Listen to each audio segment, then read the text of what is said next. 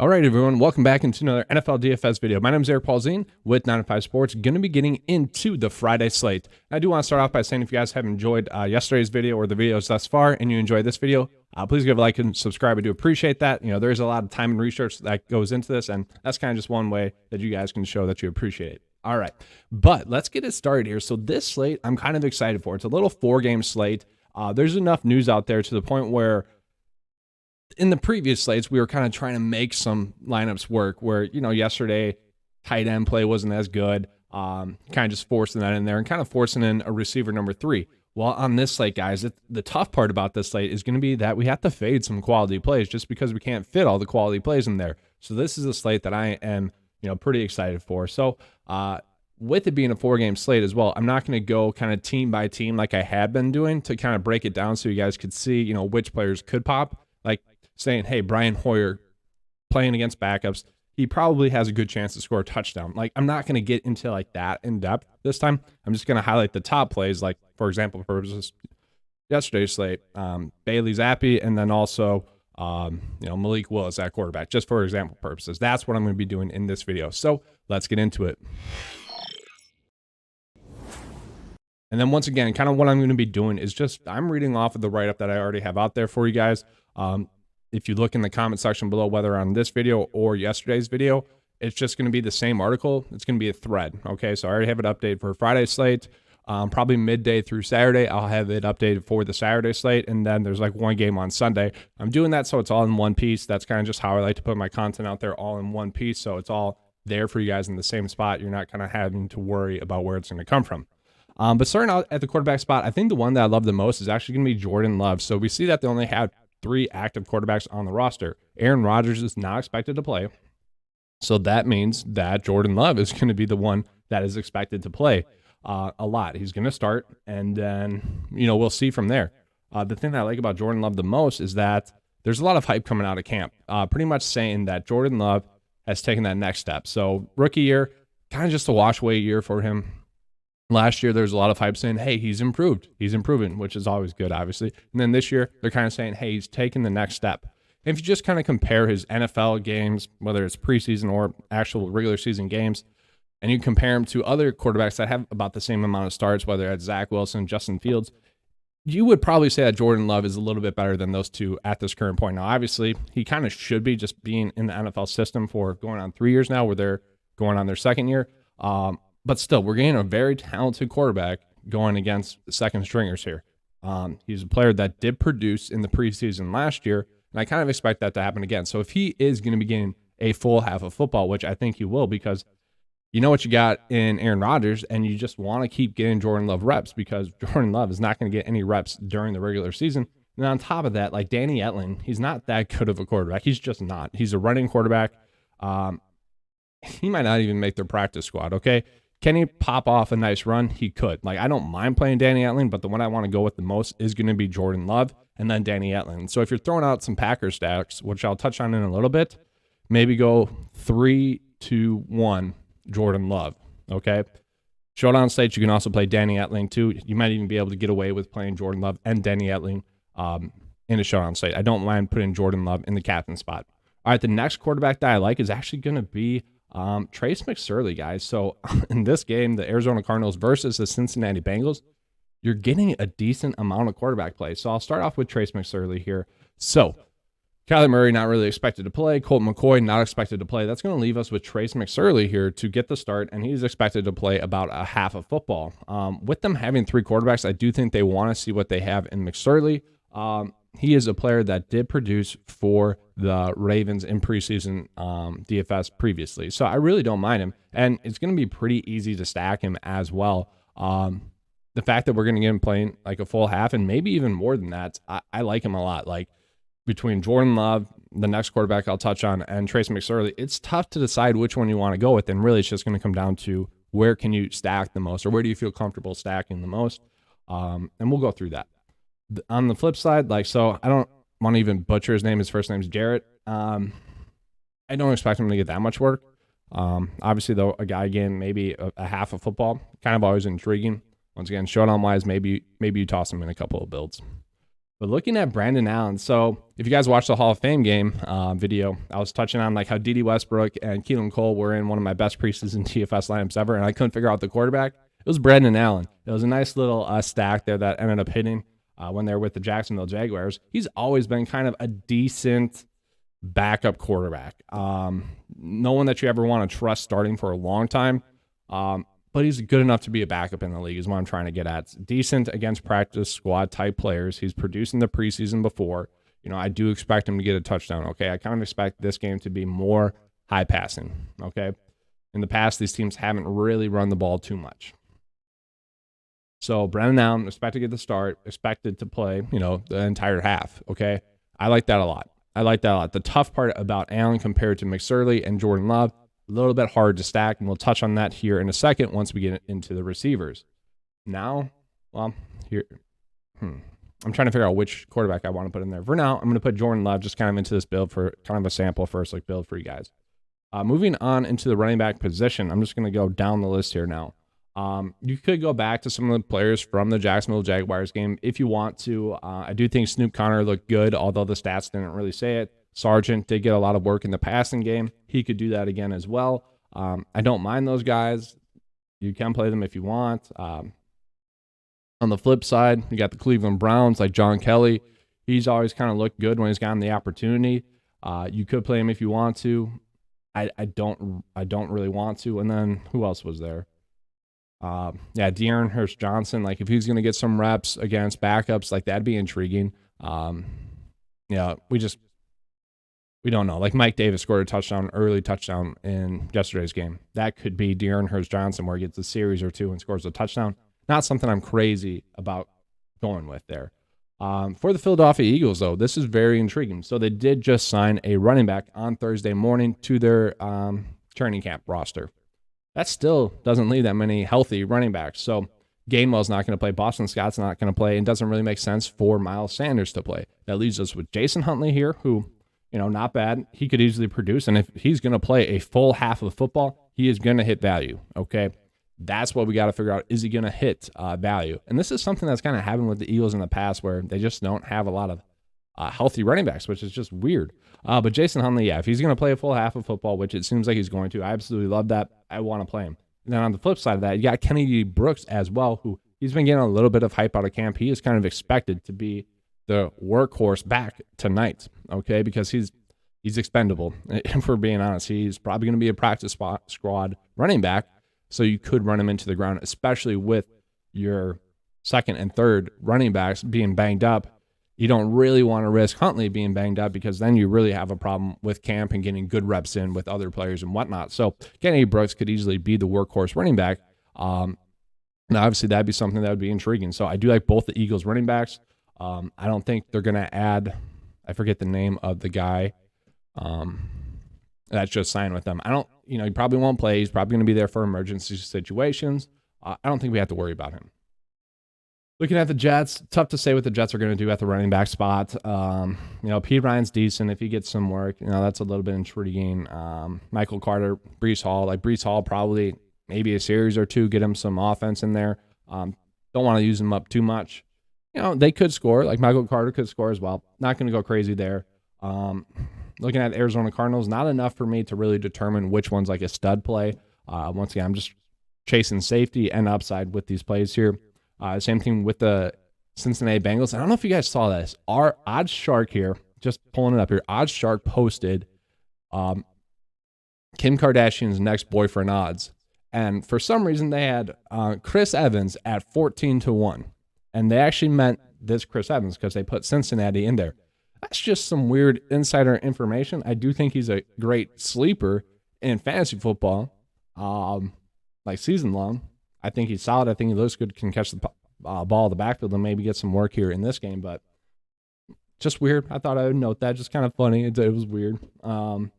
Moving on into the Green Bay and San Francisco game. And honestly, guys, this is not fun. Like, a lot of the top plays are coming from this game. So if you're playing the full slate, you're going to see, like, you're not winning money. And if you are winning money before this game goes off, that's going to be huge. But you're not going to be winning money until this game hits, because this game has a ton of quality plays.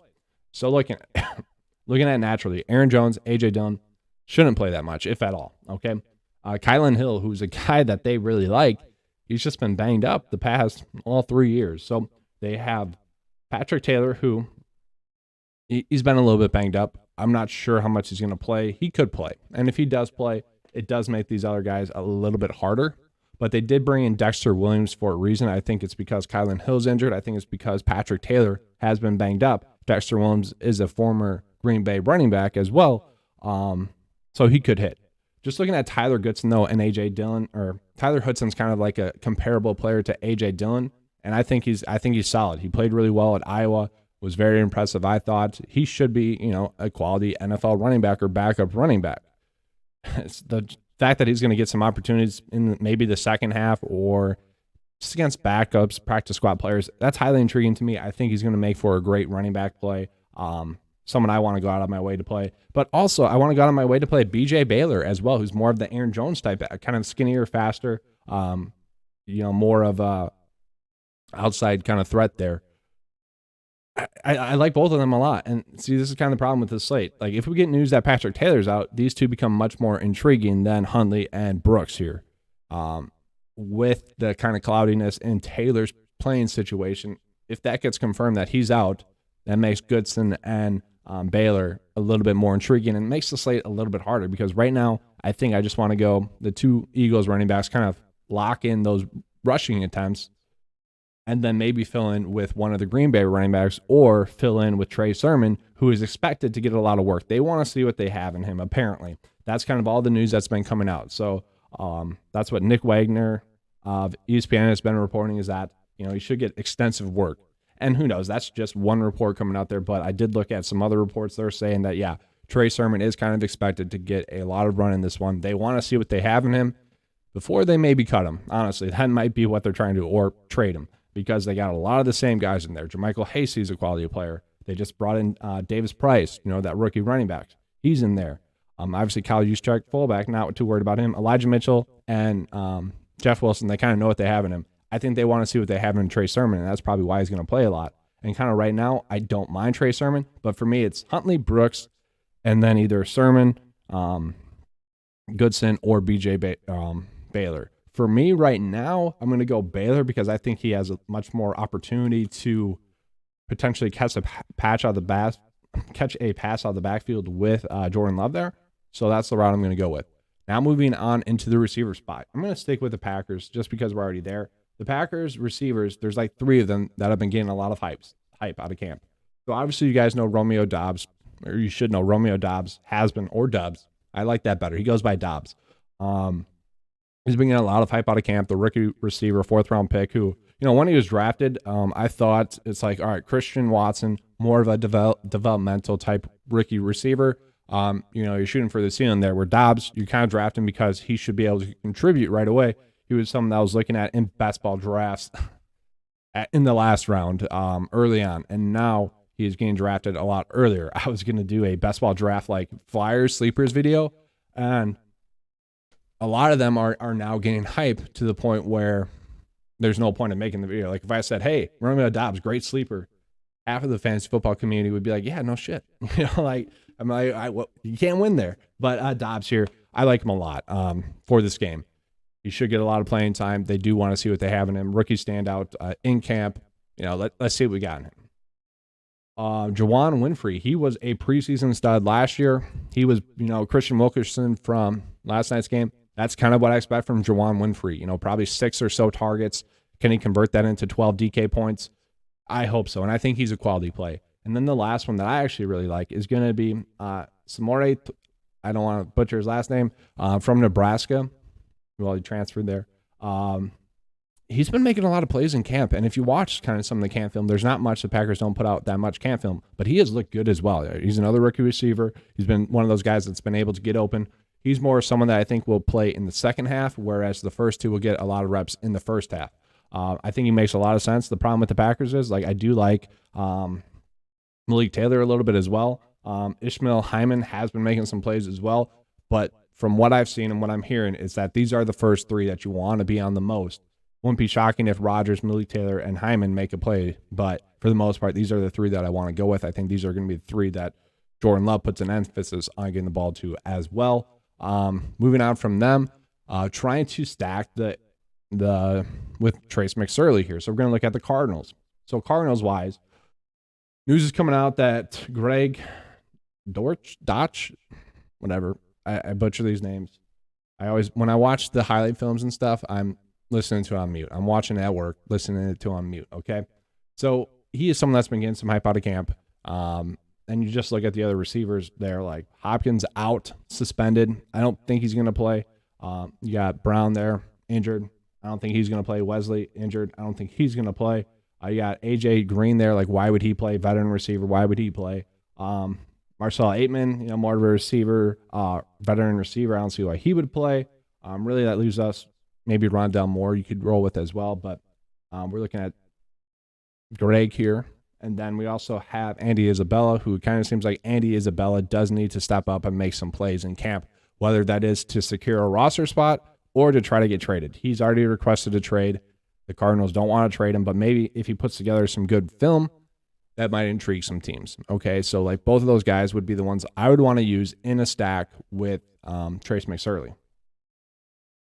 And then from there, like there's other receivers that are fine. Like if we are doing a Brandon Allen stack, Trent Taylor and Trenton Irvin, I don't mind. Like they should get open, and obviously if they get playing time, which it kind of seems like they will, solid plays. Like they should give you a nice floor. I don't know if they're going to tear it up, but they should give you some positive DK points. Obviously, if you're using Brandon Allen, you do want to try to stack him with some receivers. Those would be the two I go with the most. If we get news as the day goes on, I will have that updated and changed in the 9-to-5 write-up as well. Eagles-wise, it's tough. There's a lot of them that are injured, okay? Tough to say which one of them are going to get playing time. Just kind of naturally going through it. A.J. Brown, veteran, why would he play? Smith is questionable. Probably shouldn't play that much. Quez Watkins, maybe play third-year receiver. He started for them last year, was a solid player last year. If he gets a series or, 4 series, he could easily make a deep ball play. He's definitely much more of a deep ball target. He could potentially do that. Zach Pasquale, more of a veteran now. Jalen Reagor, they kind of know what they have in him. Deion Kang, a veteran. Lance Lenoir, a veteran. Like Lenoir and Kang have been preseason studs for us in the past. And maybe if they do get that playing time, we roll with them. But really, for me, it's going to be the one player that's been getting a decent amount out of camp is Britton Colvey. He's really just the short, quick receiver.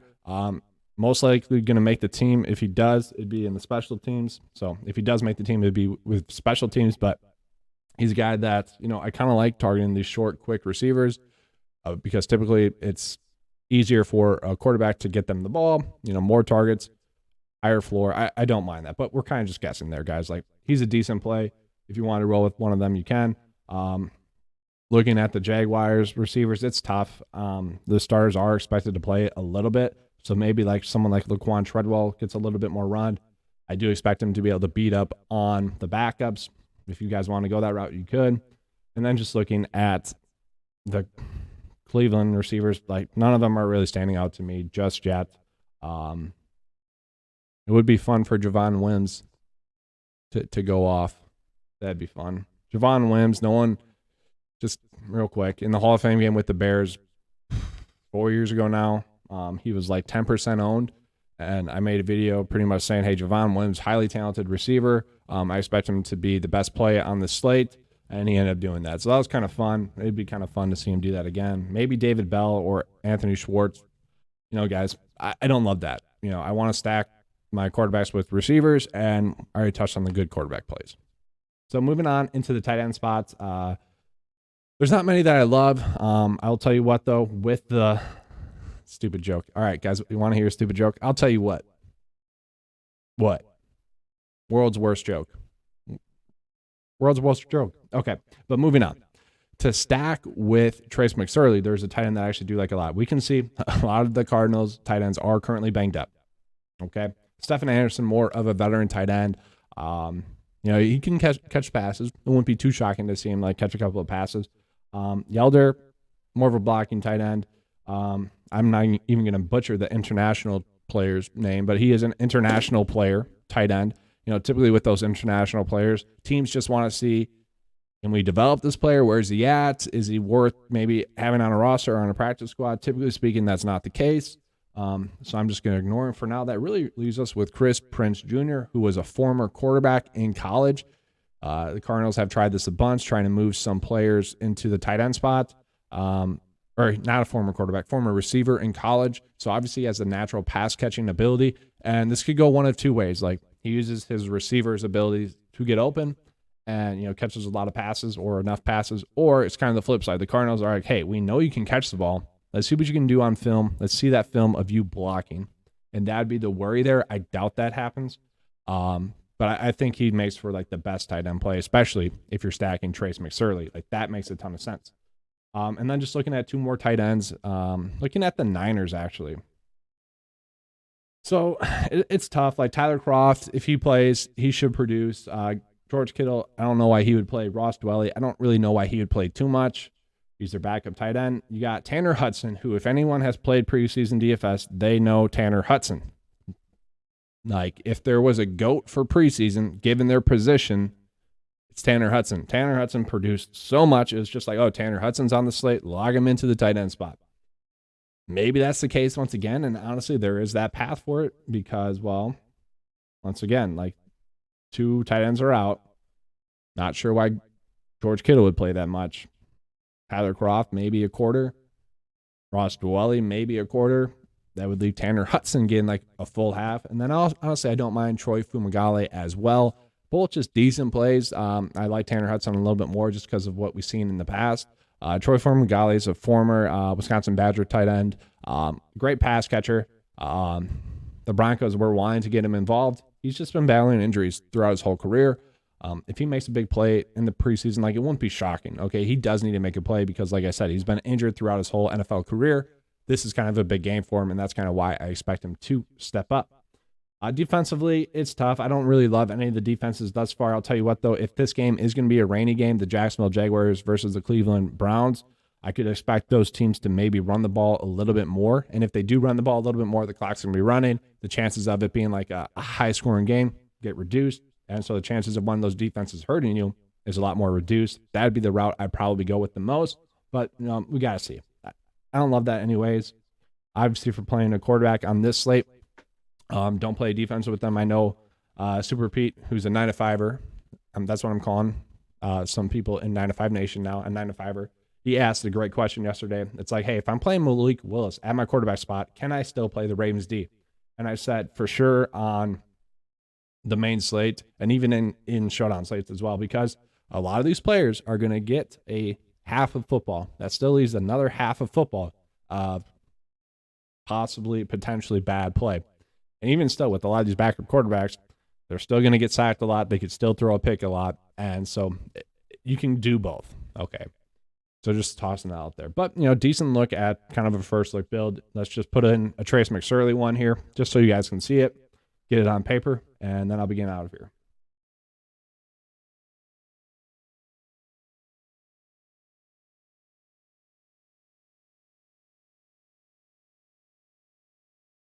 Like decent one there. I really don't mind that. And then, is there any other kind of ones I could show you guys? No, not really. Yeah, I think we covered it all that you guys need to know. All right, so that is all I have for you guys for this video. If you guys enjoyed this video, please give me a like, subscribe. I do appreciate that. And as always, let's keep cashing, guys.